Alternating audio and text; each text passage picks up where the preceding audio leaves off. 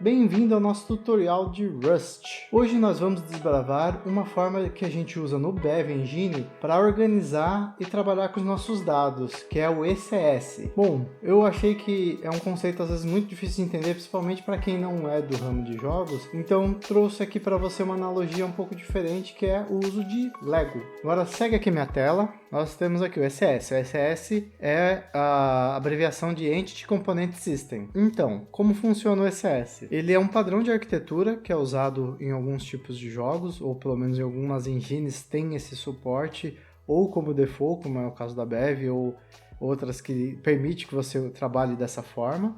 Ele serve para a gente organizar e gerenciar os dados que a gente vai produzir no nosso jogo. Ele é muito usado em desenvolvimento de jogos e ele é dividido em três partes, que é o Entity, o Component e o System. Então, mudando aqui, a gente tem as nossas entidades. Então, eu quis trazer uma analogia sobre Lego, que eu achei que ficaria mais fácil o entendimento. Então, pense assim, nós temos o jogo do Mario 3, por exemplo. Pense que o Mario, ele é feito como fosse várias peças de Lego montadas nele. E eu vou ter uma pecinha de Lego que é responsável pela movimentação dele, outra que é responsável pela animação dele e outro que controla as vidas dele. Isso pra gente é o ECS, é a entidade, desculpe. Bom, imagine o Mario como fosse várias pecinhas de Legos montadas. Ele tem algumas pecinhas que elas vão fazendo com que dê algumas características para ele. Por exemplo, eu vou ter uma pecinha que é responsável pela animação, outra pelo movimento e outra pelas vidas dele. Então isso é a nossa entidade. Ela é a representação de alguma característica do nosso Mario, por exemplo, ou de qualquer componente dentro do nosso jogo. Agora, componentes. O que é o componente? Pense o componente como uma pecinha especial dentro do nosso Lego, que é, por exemplo, essa pecinha, que é um pouquinho diferente. E essa nossa pecinha vai se chamar Jump Component. E essa pecinha dá as características necessárias para o Mario conseguir pular. Sem ela, o Mario não conseguiria pular. Então, o objetivo dessa pecinha é nos ajudar a fazer com que o Mario consiga pular durante o jogo. Ou seja, o componente tem uma característica específica que vai controlar do nosso jogo. E finalmente o sistema. O que é o sistema? Pense no sistema como alguém que está jogando o jogo, basicamente. Uma criança, um adulto jogando Lego. Então a gente vai ter as pecinhas, por exemplo, a gente volta a nossa pecinha Jump Component. Você pode ver que o Mario, o Goomba e o Bowser Jr., eles têm o Jump Component. Então eles têm a característica de conseguir pular. Mas quem vai definir se ele vai pular ou não é o Jump System. Pense que ele é uma outra pecinha especial que ela define a regra. Quem tem a pecinha Jump System pode usar o Jump Component para pular dentro do jogo. E não só isso, o sistema vai controlar todas as características do nosso jogo, todas as regras. É como fosse realmente uma criança brincando. Então, quem tem a pecinha Jump System pode pular, quem não tem, não pode pular. Essa é a regra que foi estipulada. Então, vai ter vários outros sisteminhas dentro do nosso jogo que vai nos dando a característica que precisa ter no jogo para ele ser executado. É quem vai definir as regras. Aí, eu quero agora falar um pouquinho mais específico da Bev Engine. Então, vamos ver como construir os blocos. Primeiro, a nossa entity. Aqui eu trouxe um exemplo de código em Rust. Então eu tenho o derive component, que isso pro Bev é para exemplificar que aquela struct do Rust é um componente. Então eu tenho aqui vida, posição, direção, escala, rotação, defesa, ataque, força. A entity, ela vai dar uma característica de algum aspecto do nosso jogo. Cada uma desses aspectos é alguma coisa que eu vou combinar no meu jogo. Então, por exemplo, um jogador pode ter vida, posição e direção. O inimigo também. Mas o defesa, ataque e força só o personagem tem. O inimigo não tem, por exemplo. Ele vai ter um valor fixo. Então tudo vai depender. Você vai pegando esses bloquinhos e vai montando o que você quer. Então se você quer montar uma certa característica de personagem, você vai colocando as pecinhas. E você vai tirando as que você não precisa. Você não precisa vir com todas as pecinhas juntas. Você vai formando elas para criar o seu bloquinho de Lego. Olá, aqui é o Jonatas do Futuro. Eu estava editando o vídeo, eu achei que a explicação ficou um pouco confusa, mas explicando o que é uma entidade, basicamente, qualquer elemento dentro do seu jogo, seja seu personagem, seu inimigo, uma plataforma flutuante, tudo que interage com o seu jogo é uma entidade. Era isso então, gente. Obrigado. Aqui é como seria se fosse orientado a objeto. Em vez de eu ter cada característica por uma struct separada, se eu tivesse um esquema mais parecido com orientação a objetos, eu teria colocado uma struct player e todas as características dele. Então a gente evita fazer assim para fazer daquele outro jeito e pegando as outras características para formar que a gente quer. A gente não vem com todos eles pré-definidos, porque todos os componentes do seu jogo que precisam de vida vão usar o mesmo componente. Posição, por exemplo. Todos os aspectos do jogo que usam posição vão usar a mesma entidade, não vão ter uma entidade própria para ele naquele jogo, só quando a gente monta ele para criar nosso personagem. Outra coisa que nós temos é o Bundles. O que é o Bundles? Ele é um agrupamento de características do nosso personagem. Por exemplo, aqui nesse exemplo eu tenho um Transform que tem posição, direção, escala e rotação. Tem todas as características espaciais, por exemplo, do meu jogo. Eu posso colocar no meu player o Transform,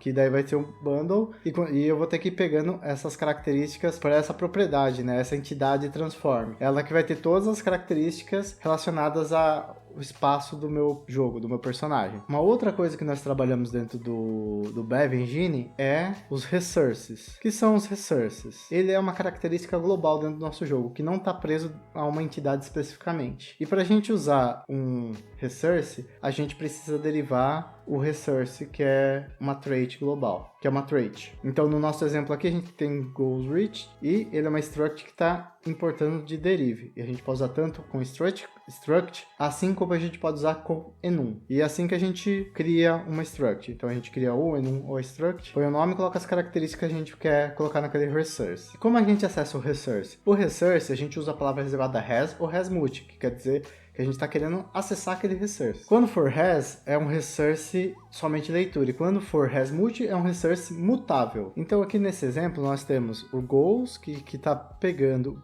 goals reach, que é o nosso resource mutável, other, que está pegando my other resource, que também, no caso, é um resource somente leitura, e embaixo eu estou usando um option, resmulti, my fancy resource, porque os dois primeiros, se você tentar acessar eles e eles não existirem, vai dar um panic. E o último, que é o fancy, ele é um option, quer dizer então que se ele não existir, no último ele vai voltar uma option. Então, caso ele não exista, ele vai voltar a option que aquele resource não existe. Então, por isso que depois embaixo ali eu tenho que fazer um if let sum fancy, porque se ele não existir, provavelmente eu vou ter que fazer um tratamento no código, e se ele existir eu vou ter que fazer outro. O próximo, como eu gerencio os resources? Eu tenho aqui o meu mySetup, recebe um comando mutável, e aí eu posso, usando através do commands, inserir um resource, inicializar ou remover um resource. Então eu posso fazer essas 3 operações com eles. Então eu posso, igual aqui, eu inserir um goals reach, que é o meu resource, com os valores que eu defini. A linha de baixo, a linha 6, eu tenho commands init resource. O init resource aqui, ele vai inicializar meu myFancy resource, e se ele não existir esse resource,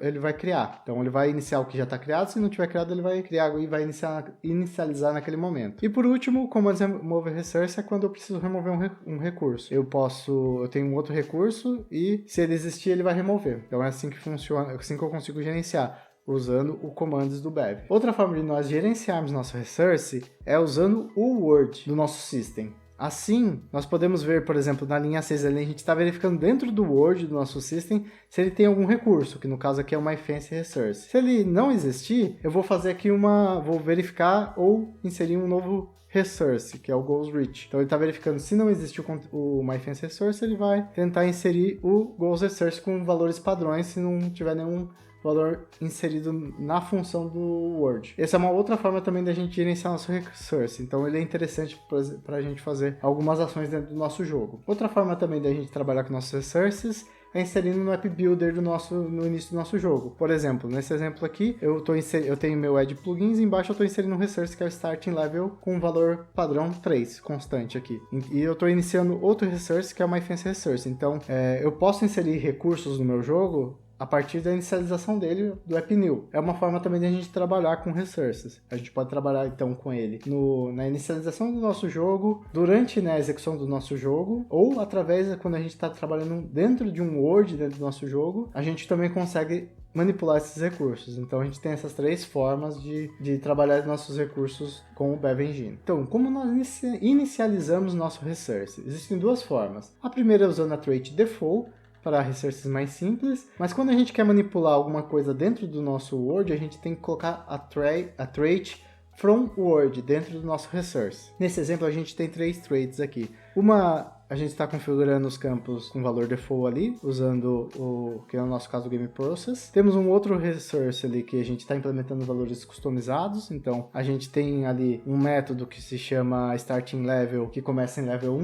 então a gente criou um método para inicializar o nosso resource Starting Level, e o último a gente está usando o enum com valores default. E aqui tem essa questão, a gente pode usar também o default dentro do nosso enum para especificar qual que vai ser o valor default dele, no caso do nosso Game Mode. Bom, aqui eu tenho o meu exemplo da MyFancyResource, de novo. Então eu tenho o struct dele tá usando a trait resource. Aí eu criei um método de MyFancyResource que está pegando o FromWord e eu estou fazendo alguma manipulação no meu mundo. Aqui no caso eu estou pegando um valor e executando alguma coisa dentro do meu resource, que é na linha ali 9 e 10. Então aqui é um exemplo usando FromWord. Então finalmente chegamos aqui no nosso system. E o system ele serve para executar seja uma entidade ou um componente de maneira lógica, um bloco lógico do que precisa ser executado dentro de uma entidade ou um componente. No nosso caso aqui, eu estou recebendo 2 resources, por exemplo, nesse meu system, o resource A e o resource B. Um é somente leitura, outra um resource imutável, no caso o resource B. E eu tenho Q0, Q1 e Q2, que são queries, que eu ainda não falei, mas ele está pegando valores de um determinado componente ou entidade para trabalhar na entidade lógica. Então, com o caso de systems, a gente pode trabalhar com resources, com queries, com eventos e com commands. Então, dessas 4 formas, nós podemos trabalhar o nosso system. Uma coisa importante no caso da Bev Engine, nosso system só pode ter até 16 parâmetros. Se você precisar de mais parâmetros, você vai ter que agrupar em bundles. Então, existem 2 formas de trabalharmos com os nossos systems dentro do Bev. Nesse exemplo aqui, ó, a gente tem na linha 6 o Add System Startup, que é para quando a gente quer adicionar um sistema quando o nosso jogo está sendo lançado, e nós temos Add Systems Update, que aqui é no update de cada frame. Então a gente vai trabalhando com cada system conforme ele precisa ser feito. Se a gente vai lançar ele só quando o jogo inicia, ou a gente vai usar ele quando todo o frame é atualizado. Quanto mais sistemas nós colocarmos, mais nosso jogo vai ficando complexo. Então agora vamos entender um pouquinho o uso das entidades dentro do nosso jogo do Snake. Eu estou aqui no meu terminal, vou entrar aqui no nosso Projects, que é onde a gente já tinha. Vou entrar aqui no Snake e vou pôr meu Helix aqui no RCMain para a gente ver um pouquinho o nosso código. Então olhando aqui, a gente já tem 2 systems. Primeiro é o Setup Camera, que eu uso para configurar uma câmera padrão aqui para o meu jogo do Snake. Depois eu tenho outro sistema no Startup que é o meu Spawn Snake, que é o que está lançando o meu sprite do Snake no início do jogo. Então, no nosso caso, Setup Camera é o nosso system. Então eu vou colocar aqui, que é um system, aqui nosso system Startup. Assim como a linha 6 também é nosso System Startup. Eu ainda não coloquei nada ainda no nosso System no Update, mas a gente tem aqui já 2 sistemas já configurados. Aqui, Setup Camera é nosso sistema. O const Snake Head Color, aqui ele não é nenhuma entidade nem um componente, é só uma constante que está me definindo uma cor padrão para o Snake. O nosso struct Snake Head é o nosso componente, que aqui ele está representando a nosso Snake, é o nosso, digamos assim, o nosso player, né? Então aqui só que é o nosso player na sua forma inicial. Então é a cabeça da cobrinha, a struct Snake Head. Então aqui eu vou pôr que é o nosso componente. Spawn Snake, aqui a gente tem também um sistema, mas aqui é um pouquinho mais interessante. Aqui eu estou dando Spawn Sprite Bundle. Eu tenho um bundle que tem um parâmetro que se chama Sprite, que também tem outros parâmetros.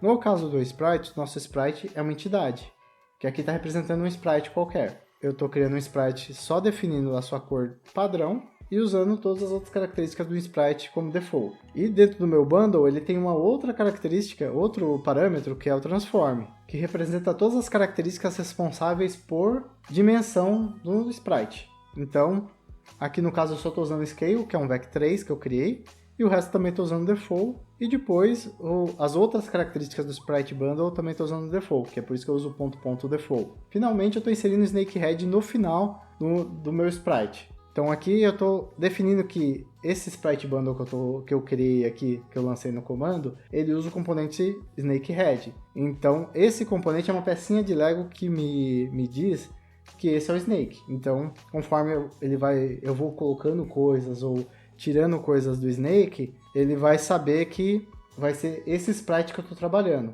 que é o Snakehead. Se eu quiser, por exemplo, mais à frente, quando eu for trabalhar com as comidas, que a Snake vai comendo e vai crescendo, eu vou saber como aumentar o Sprite, eu sei que esse Sprite, ele pertence a Snakehead. Então, quando eu falar que Snakehead precisa ter mais um bloquinho, porque ele pegou uma comida, então eu vou saber através desse componente, que está dentro do meu que eu inseri dentro do meu sistema. Como esse é um sistema que lança, então ele está lançando o meu player.